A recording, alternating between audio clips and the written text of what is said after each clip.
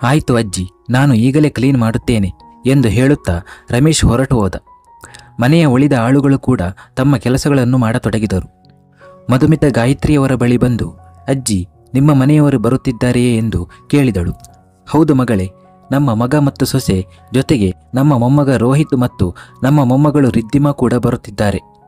ಈಗ ಈ ಮನೆಯ ಸಂತೋಷ ಮತ್ತೆ ಮರಳುತ್ತಿದೆ ಎಂದು ಭಾವುಕರಾಗಿ ಸೋಫಾದಲ್ಲಿ ಕುಳಿತರು ಗಾಯತ್ರಿ ದೇವಿಯವರು. 8 ತಿಂಗಳ ಬಳಿಕ ನಾನು ನಮ್ಮ ಮಕ್ಕಳನ್ನು ನೋಡುತ್ತಿದ್ದೇನೆ. ಅವರು ನಮ್ಮ ಕಣ್ಣ ಮುಂದೆ ಇರುತ್ತಾರೆ. ನೀನು ನನ್ನೊಂದಿಗೆ ಗಣೇಶನ ದೇವಸ್ಥಾನಕ್ಕೆ ಬರುವೆಯಾ? ನಾನು ದೇವರಿಗೆ ಧನ್ಯವಾದ ಹೇಳಬೇಕು. ಗಾಯತ್ರಿ ದೇವಿಯವರು ಮಧುವನ್ನು ನೋಡುತ್ತಾ ಕೇಳಿದರು. ಅವರ ಮೊಣಕಾಲುಗಳ ಬಳಿ ಕುಳಿತು ಮಧುಮಿತಾ ನಗುತ್ತಾ ಹೇಳಿದಳು, ನಾನು ಖಂಡಿತ ಬರುತ್ತೇನೆ ಅಜ್ಜಿ. ಆದರೆ ಮೊದಲು ನೀವು ತಿಂಡಿ ಮಾಡಿ, ನಂತರ ನಿಮ್ಮ ಔಷಧಿಯನ್ನು ತೆಗೆದುಕೊಳ್ಳಿ. ತದನಂತರ ನಾವಿಬ್ಬರು ದೇವಸ್ಥಾನಕ್ಕೆ ಹೋಗೋಣ, ಸರಿನಾ ಎಂದಳು. ಗಾಯತ್ರಿಯವರು ತಲೆ ಆಡಿಸಿದರು. ಮಧು ಮುಗುಳ್ನಗುತ್ತಾ ಅಲ್ಲಿಂದ ಎದ್ದು ಅಡುಗೆ ಮನೆಗೆ ಬಂದಳು.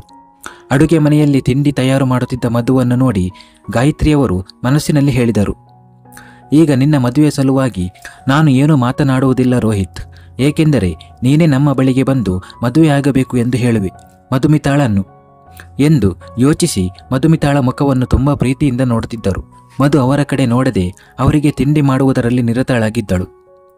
ಗಾಯತ್ರಿಯವರು ಮತ್ತೆ ಮನಸ್ಸಿನಲ್ಲಿ ಹೇಳಿಕೊಂಡರು, ಮಗಳೇ, ನೀನು ಈ ಮನೆಗೆ ಬಂದಾಗಿನಿಂದ ನಿನ್ನನ್ನು ರೋಹಿತ್ನ ಮದುಮಗಳನ್ನಾಗಿ ಮಾಡುವ ಕನಸು ಕಾಣುತ್ತಿದ್ದೇನೆ. ನನ್ನ ಈ ಕನಸು ಶೀಘ್ರದಲ್ಲೇ ನನಸಾಗಲಿದೆ ಎಂದು ನನ್ನ ಮನಸ್ಸು ಹೇಳುತ್ತಿದೆ. ರೋಹಿತ್ ನಿನ್ನನ್ನು ಯಾವಾಗ ಭೇಟಿಯಾಗುತ್ತಾನೋ ಆವಾಗ ನೀನು ನಮ್ಮ ಮನಸ್ಸನ್ನು ಗೆದ್ದಂತೆ ಅವನ ಮನಸ್ಸನ್ನು ಗೆಲ್ಲುತ್ತೀಯ. ಕಳೆದ 6 ತಿಂಗಳಿನಿಂದ ಈ ದೊಡ್ಡ ಮನೆಯಲ್ಲಿ ನಾನು ಒಬ್ಬಂಟಿಯಾಗಿ ವಾಸಿಸುತ್ತಿದ್ದೇನೆ ಎಂಬ ಭಾವನೆಯನ್ನು ನೀನು ಒಮ್ಮೆಯೂ ನನಗೆ ಬರದ ಹಾಗೆ ನೋಡಿಕೊಂಡಿದ್ದೀಯ. ಆದ್ದರಿಂದ ನಾನು ನಿನ್ನನ್ನು ಈ ಮನೆಯಿಂದ ಖಂಡಿತವಾಗಿಯೂ ಎಲ್ಲಿಗೂ ಹೋಗಲು ಬಿಡುವುದಿಲ್ಲ ಎಂದು ಮನಸ್ಸಿನಲ್ಲಿ ಅಂದುಕೊಂಡರು. ಟೊಮೆಟೊ ಬಾತ್ ರೆಡಿಯಾದ ತಕ್ಷಣ ಮಧು ಗ್ಯಾಸ್ ಆಫ್ ಮಾಡಿ ಒಂದು ಬಟ್ಟಲಿನಲ್ಲಿ ಹಾಕಿಕೊಂಡು ಅದನ್ನು ಟ್ರೇನಲ್ಲಿ ಇರಿಸಿ ನಂತರ ಜ್ಯೂಸ್ ಜಗ್ಗನ್ನು ಎತ್ತಿಕೊಂಡು ಲೋಟಕ್ಕೆ ಸುರಿಯಲು ಪ್ರಾರಂಭಿಸಿದಳು. ಅಷ್ಟರಲ್ಲಿ ಅವಳ ಫೋನ್ ರಿಂಗಣಿಸತೊಡಗಿತು. ನಂಬರ್ ನೋಡಿದ ಅವಳಿಗೆ ತುಂಬ ಖುಷಿಯಾಯಿತು.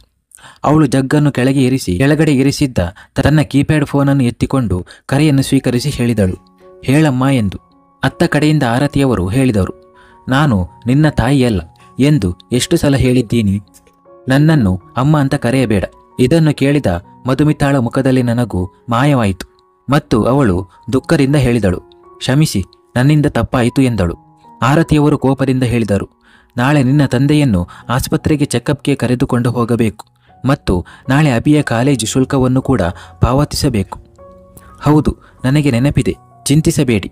ಇಂದು 1ನೇ ತಾರೀಕು, ನಾನು ಹಣವನ್ನು ತರುತ್ತೇನೆ ಎಂದು ಮಧುಮಿತಾ ನಿರುತ್ಸಾಹದಿಂದ ಉತ್ತರಿಸಿದಳು. ಇದನ್ನು ಕೇಳಿದ ಆರತಿಯವರು ಫೋನ್ ಡಿಸ್ಕನೆಕ್ಟ್ ಮಾಡಿದರು.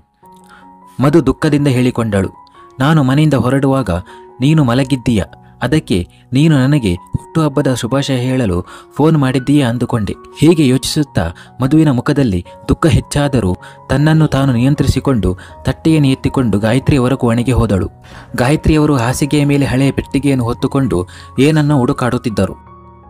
ತಟ್ಟೆಯನ್ನು ಹಾಸಿಗೆಯ ಮೇಲೆ ಇಟ್ಟು ಮಧು ಹೇಳಿದಳು, ಅಜ್ಜಿ, ಇದನ್ನು ತೆಗೆದುಕೊಳ್ಳಿ, ನಿಮ್ಮ ತಿಂಡಿ ರೆಡಿಯಾಗಿದೆ ಎಂದು. ಗಾಯತ್ರಿಯವರು ಮಧುಮಿತಾಳನ್ನು ನಗುತ್ತಾ ನೋಡಿದರು. ಮತ್ತೆ ಏನೂ ಮಾತನಾಡದೆ ಪೆಟ್ಟಿಗೆಯಲ್ಲಿ ಏನನ್ನೋ ಹುಡುಕಾಡತೊಡಗಿದರು. ಮಧುಮಿತಾ ಮೌನವಾಗಿ ಕುಳಿತು ಅವರನ್ನೇ ನೋಡುತ್ತಿದ್ದಳು.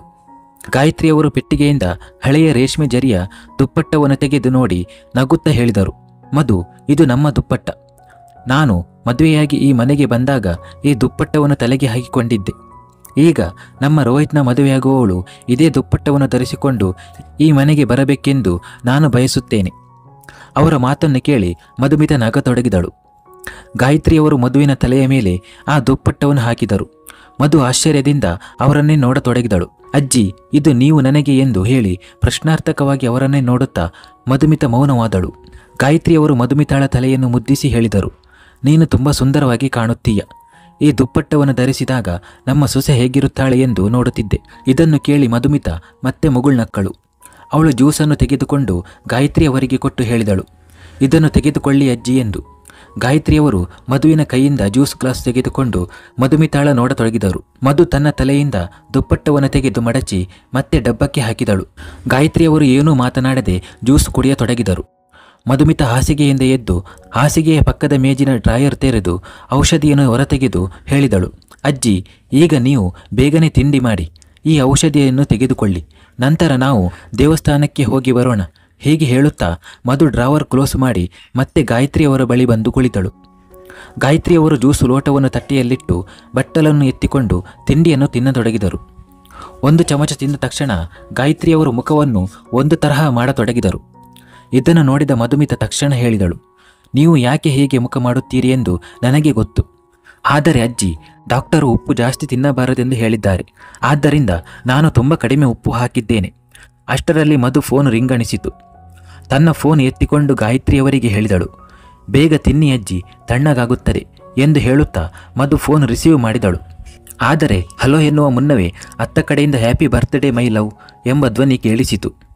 ಮಧುವಿನ ಮುಖದಲ್ಲಿ ದೊಡ್ಡದಾದ ನಗು ಮೂಡಿತ್ತು ಮತ್ತು ಅವಳು ಹೇಳಿದಳು, ನನ್ನ ಆತ್ಮೀಯ ಸ್ನೇಹಿತೆ ನನ್ನ ಹುಟ್ಟುಹಬ್ಬವನ್ನು ಎಂದಿಗೂ ಮರೆಯಲು ಸಾಧ್ಯವಿಲ್ಲ ಎಂದು ನನಗೆ ತಿಳಿದಿತ್ತು.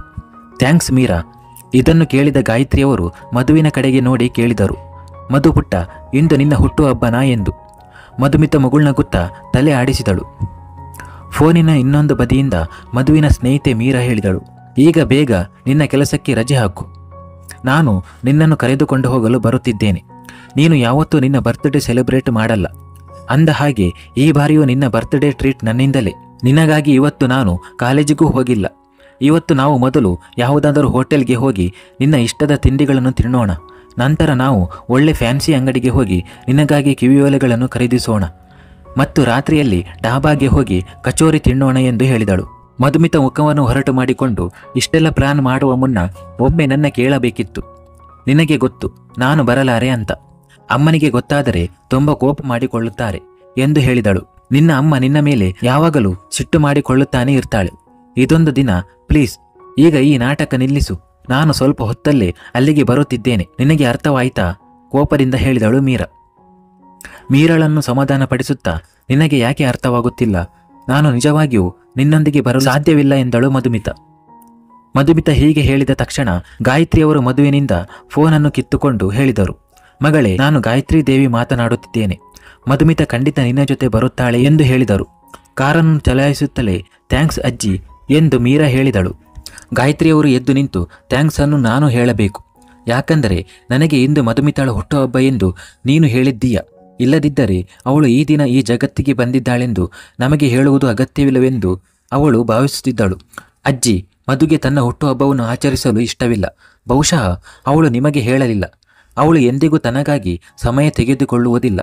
ಆದರೆ ಇಂದು ನಾನು ಅವಳಿಗಾಗಿ ಸಾಕಷ್ಟು ಯೋಜನೆ ಹಾಕಿಕೊಂಡಿದ್ದೇನೆ. ಕನಿಷ್ಠ ಇವತ್ತಾದರೂ ತನಗಾಗಿ ಒಂದು ಬದುಕು ಇದೆ ಎಂದು ಅಂದುಕೊಳ್ಳಲಿ. ಮೀರಾ ಬೇಸರದಿಂದ ಹೇಳಿದಳು. ಗಾಯತ್ರಿಯವರು ಮಧುಮಿತಾಳ ಕಡೆಗೆ ನೋಡಿ ಹೇಳಿದರು, ಮಗಳೇ, ನೀನು ಬೇಗ ಬಾ. ಮಧುಮಿತಾಳಿಗೆ ಇವತ್ತು ರಜೆ ಕೊಟ್ಟಿದ್ದೇನೆ.